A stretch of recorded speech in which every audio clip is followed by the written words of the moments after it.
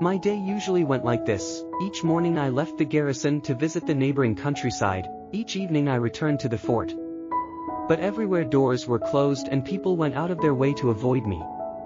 I discovered that severe reprisals had been threatened against anyone who welcomed me or helped me in any way.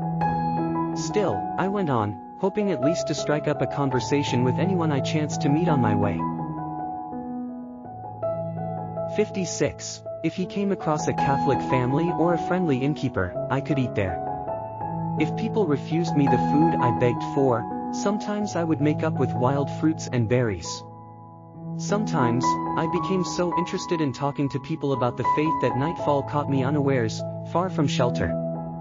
It was nowhere safe at night, except the fort, and the drawbridge was raised at dusk. So when I could not get back in time, I had to find some other safe place where I could stay that night. I slept in the open air, in barns, in the outhouses of large farms and manor houses. Once even, on a very cold night, I slept in a baker's oven, still warm from the day's baking. I was no longer afraid of the dark. I was in God's hands. As the winter wore on, I began to be followed by wolves. Once I had to climb a tree to escape them. Afraid of growing drowsy and falling off, I fastened myself to a branch with my belt and then went to sleep. The next morning, a farm worker found me almost frozen stiff and still fastened to the tree. When he had cut me down and got the circulation going again, he told me to give up.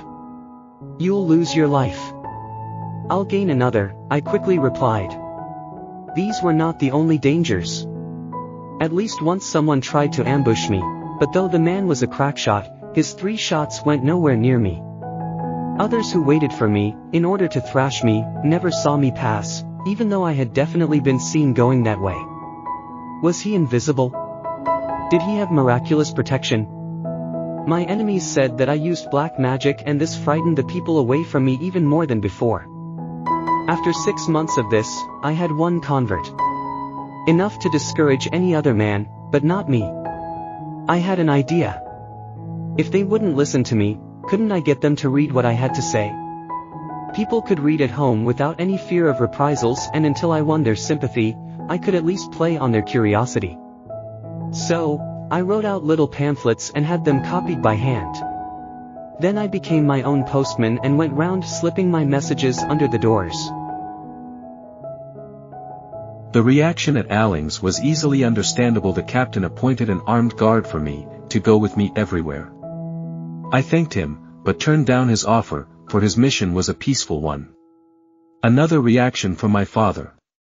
When Roland told him what had happened, my father saddled his horse and rode post-haste to demand that the bishop recall me. The bishop knew his men by this time and refused to come between the father and the firm son. He left the decision to me. It was now April 1595, and I had been on the mission for 7 months without a break. I badly needed a rest. Often I was so worn out that I would lie down by the roadside to snatch a few moments' rest. So, for safety's sake and to get back my burned-up energy, I agreed to take a rest. But I had no thought of giving up. True, there had been no real results yet, but I was sure they were coming. My father could only manage to keep me at home for a month. After that, I went back to my mission. I found matters much worse. While I was away, my enemies had used their opportunity well. He was a magician, a sorcerer, he had sold himself to the devil, they claimed, and the proper thing to do was to burn this papist meddler.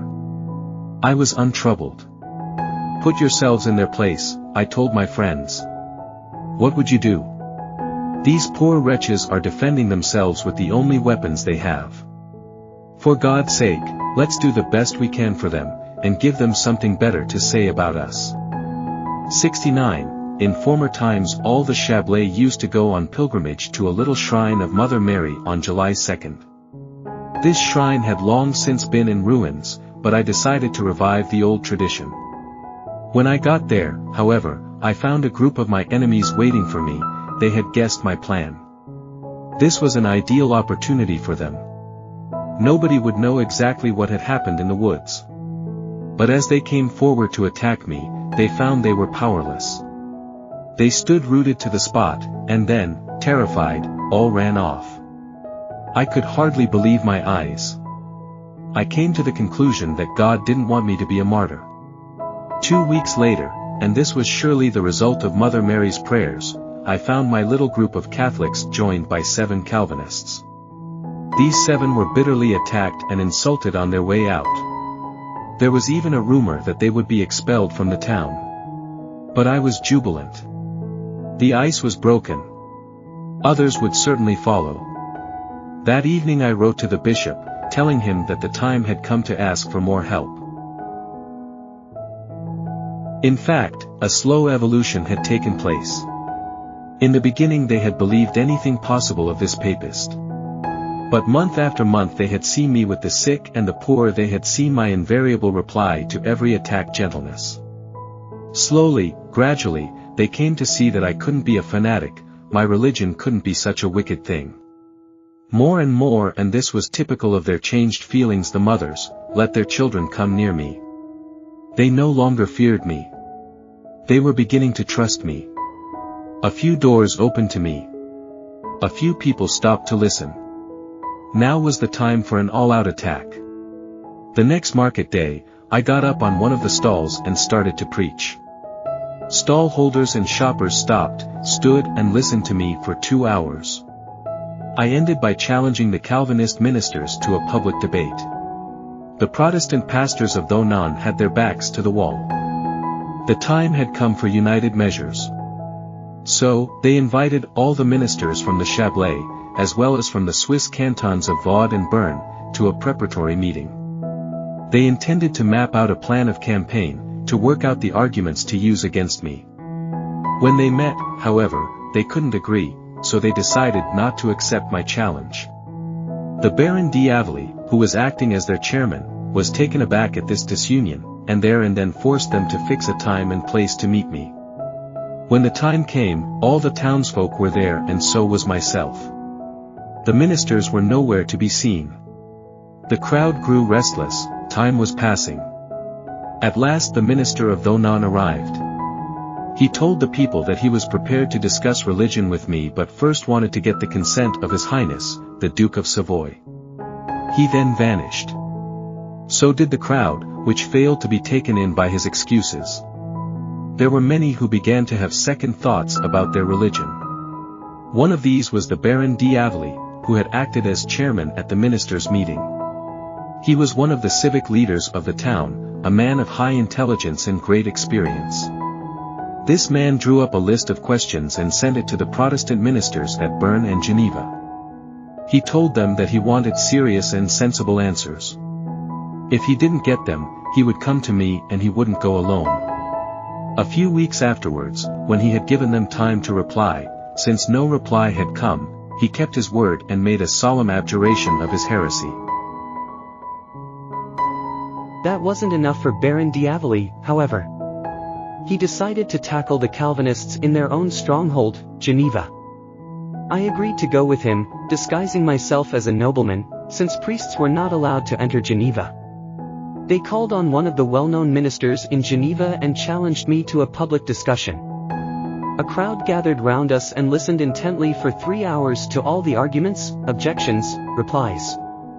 I decidedly got the better of my opponent. In the end, trying to wriggle out of his difficulties, the minister lost his temper and gave up the struggle. At Thonan, in order to save face, the ministers told their people to go and listen to my preaching. They were to copy down what I said and send in their copies for examination and reply.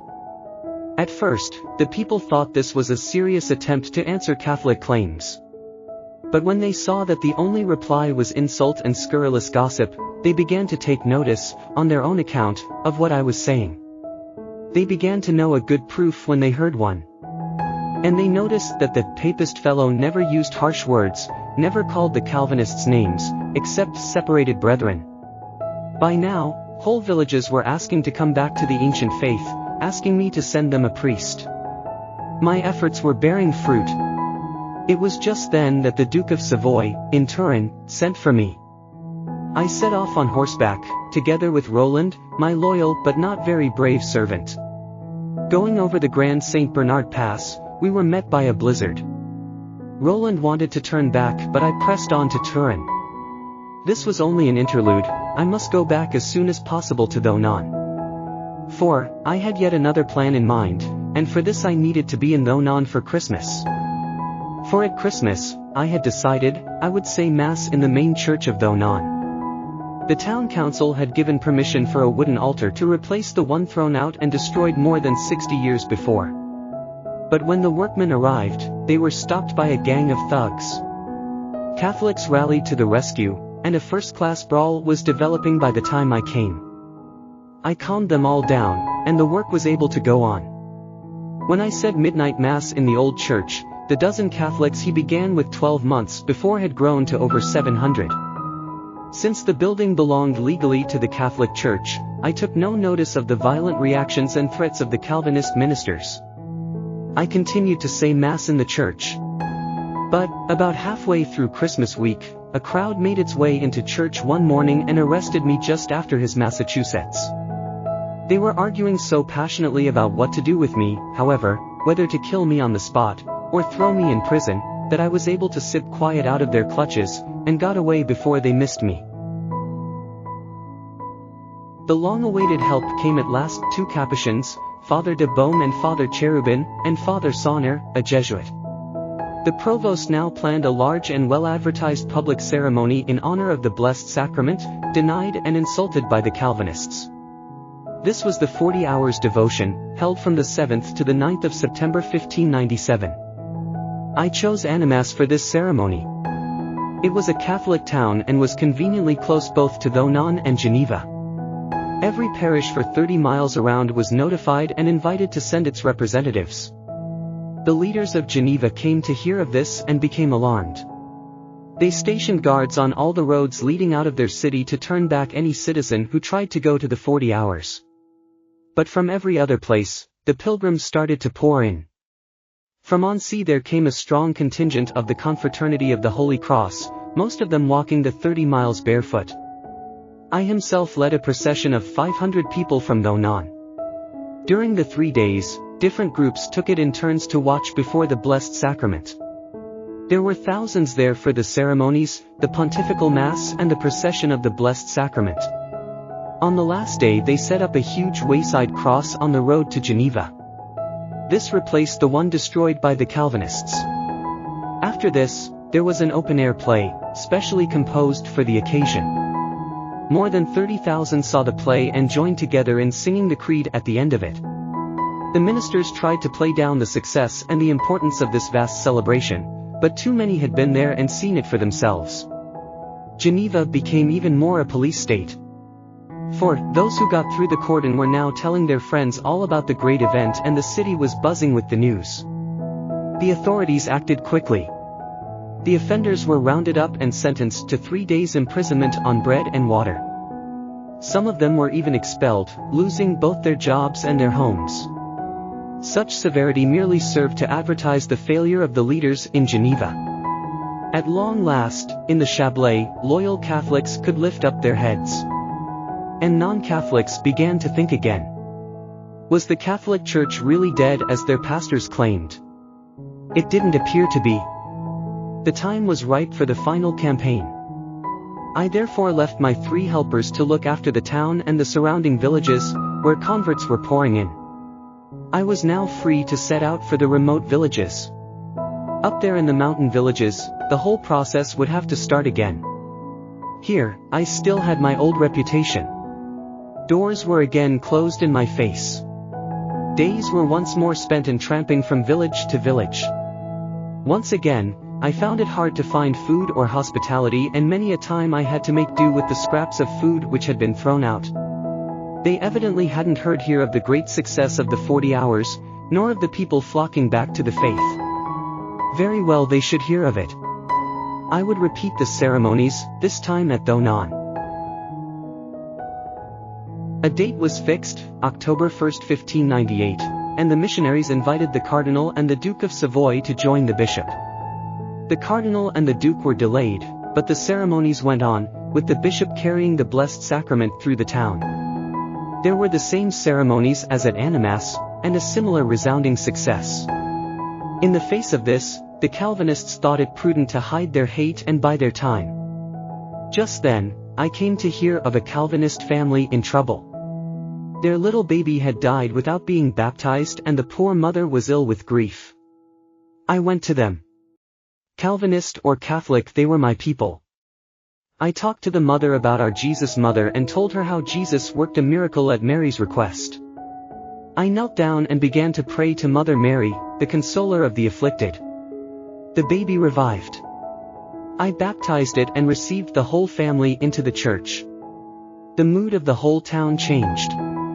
The last trace of hostility vanished. Just then the Duke of Savoy was free to make his promised visit. Thinking to help the good work, he sent on ahead a stern message. When he came, he would punish all the nobles who had turned to Calvinism or helped it. Both sides were in consternation. The old bitterness could so easily flare up again.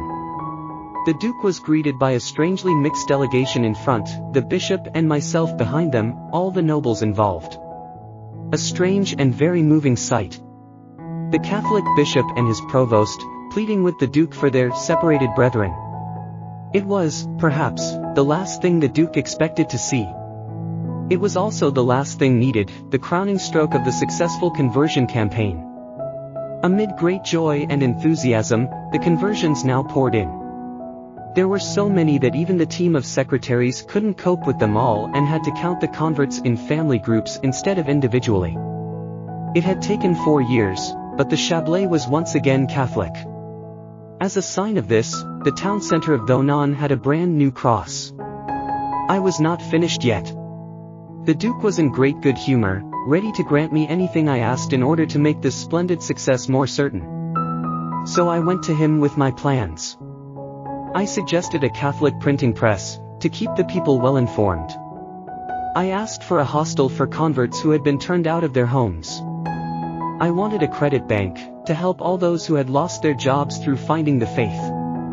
There was still work to be done, you see, and Francis was eager to get on with it. The bishop, however, had entirely other plans. The work in the Chablais was now off to a good start and others would now be able to cope with it. But he needed me, he wanted me as his coadjutor, to assist him now and to succeed him when he died. He guessed that my reply would be a polite refusal, so he sent a letter to the Pope. Then he arranged for me to go to Rome so that I myself could tell the Pope all about the Chablais campaign. It was the Pope himself who asked me to become Bishop Granier's coadjutor, and I couldn't refuse. Once the news was known, all Annecy was in a fever of excitement and joy. They came to meet my coach, to greet the new bishop. But when I stepped down, there was no sign of my new dignity. I still wore my simple black cassock. Certainly, I had accepted the office of coadjutor, bishop, I explained to Bishop Granier, but I would like to remain a simple priest as long as I could. I managed to snatch a few hours to go and visit my parents. My mother was blind and my father was in poor health. My father had become very feeble and unsteady on his legs. After all, he was now 80 years old. My father and mother were so pleased to see their eldest son. Such wonderful hopes they had for me, but how much more wonderful was the reality. A few weeks later, on April 5, 1601, I was just going up into the pulpit when they told me my father was dead. Calmly I went on with my sermon, and at the end of it, visibly moved, I asked my hearers to pray with me for my dear father's soul. My return and my promotion worried the leaders in Geneva. With their security measures they were safe enough from me in their own city. What worried them was the canton of Gex. I might now do in Gex what I had done so successfully in the Chablais. The canton no longer belonged to Savoy, however, but to me, since the Treaty of Lyons, 1601. So, delegates from the city of Geneva hurried to the court of France. I discovered what they were up to and, with the bishop's consent, set out for Paris myself. Fortunately, for the 6 months I was in Paris, I didn't have to spend all my time in diplomacy. I was able to do some priestly work as well. At very short notice, I was appointed the Lenten preacher at the Queen's Chapel. My sermons resulted in several conversions, even though I said nothing against Calvin or Luther. You don't have to say anything against it, to preach against error, I would say, it's enough to preach with love. At the end of Lent, I was offered a bag of gold coins. I turned it down. Didn't Jesus say, "Freely have you received, freely give"? Next, it was Henry IV's turn. He'd heard a lot about the priest from up country. So I was invited next to preach in the Chapel Royal, and after the sermon I and the king had a long talk together. The king, impressed and charmed by me, wanted to keep me in Paris and offered to make me the next archbishop of the capital. I turned a deaf ear to all his proposals. Savoy was my place, I came from there and there I would stay. As soon as my mission to Paris was over, I hurried back to Annecy, for the bishop had died while I was away. After a 3 weeks retreat at the Castle of Sales, where my mother was now living, I was consecrated bishop. The consecration took place at the parish church of Thorens on December 8, 1602, the very church where I was baptized 35 years before. I was now Prince Bishop of Geneva, a prince without a city, a bishop exiled from his cathedral. Like my predecessor, I would have to settle elsewhere. So, on December 14th, I made my solemn entry into Annecy. In the meantime, the Duke of Savoy had made another treaty with France. Geneva was no longer protected by France, and the Duke was determined to get it back. Secretly, he gathered his army, and, on the night of December 21st, launched an attack against the city. But the alarm was given too soon. The scaling ladders were thrown off, and the attack had to be abandoned. This meant that the Bishop of Geneva would probably never be bishop in Geneva. At Annecy, the city of refuge, there was no proper episcopal palace. The bishop therefore set up his residence in an ordinary house. There was comfort there, but no luxury. According to me, the bishop's house ought to be a model of simplicity, hospitality, kindliness, not of grandeur. I wanted my servants to be always neatly dressed, but not fops of dandies. I said to them, "Your best decorations are your good bearing and your good manners." I chose my servants very carefully and then treated each of them as one of the family. I tried to make their work for me as easy as possible, and I shared their troubles and their worries. One day, I happened to look into the writing room. One of the servants started to blush furiously. Wondering what was behind it, I inspected his work and found it was a love letter, very badly written. I sat down and composed a beautiful letter. "There you are, my lad. You'll find that will do the trick." And it did. My room served both as bedroom and study. I worked late, but still started my day very early in the morning, before any of the servants were awake. Nor would I let any of them get up earlier, in order to light my fire for me. I would do that myself. After an hour's quiet prayer, and while the rest of the house was only just getting up, I began my correspondence. Letters to me always got a personal reply. Generally, I wrote about 24 letters a day. After this, at 9 o'clock, I would say Mass, and then the official day began. First, always, came the poor. They very quickly learned that my door was always open to them. Usually, it was I myself who handed out the bread, vegetables and so on, and the money. Once, I caught one of the servants sending away some of the poor. "What's the matter? What have they been doing?" "My lord, they were here yesterday, as well. But what we gave them yesterday is no use to them today, it's gone. People, you know, have to eat every day. So they all got something and nobody was sent away empty-handed." The reception of guests and visitors came next. No one was ever to be turned away. The servants had been told, if it were ever really necessary to do so, it must be done not only politely but also kindly. Nobody must be afraid of the bishop. One day, a servant girl came to see me, just on lunchtime. I was rather a long time with her, and this made one of my cousins, who was lunching with me that day, impatient as well as hungry. "The way you carry on," he said to me, "would make anybody impatient." "Not anybody," I smiled, "she's not a nobody, and I'm somebody, and we didn't get impatient." After lunch, if no one else wanted to see me, I went out for a walk.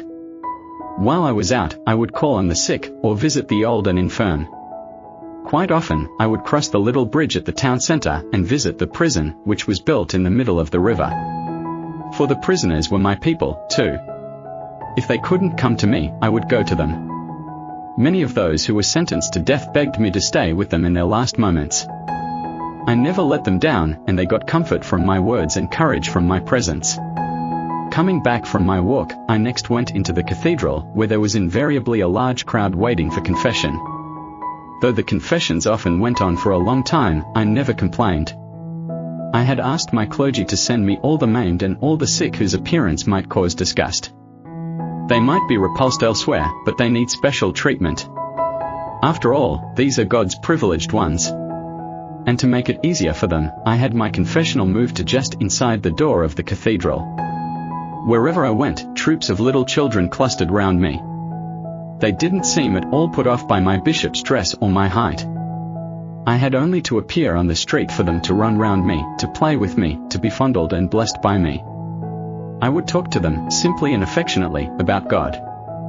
I never grudged the time I snatched to spend with the children. Even if I had to stay up late to finish all my work, it was well worth it. I noticed, talking to them, that while they knew little about the faith, they were eager to learn. I decided to start catechism classes for them and to teach them myself. From then on, every Sunday morning, a young man went through the town, ringing a bell and crying out, "Oh yes! Come to Christian instruction! Learn the way to heaven!" The children would fall in behind this young man, dressed in his dashing blue and gold uniform, and off they went for a 2-hour session with the bishop in the cathedral. 2 hours. But the time never seemed to drag. You couldn't keep them away. Indeed, there were soon so many that they had to be split up into different groups. Then the parents started to come as well.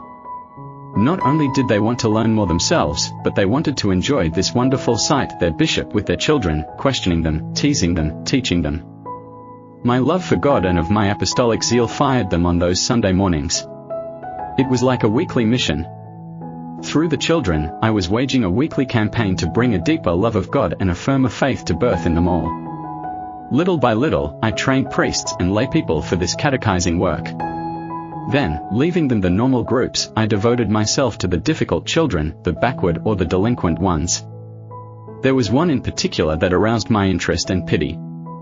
He was 25 and had been deaf and dumb from his birth. Everybody looked down on him, even his own family. I got to work.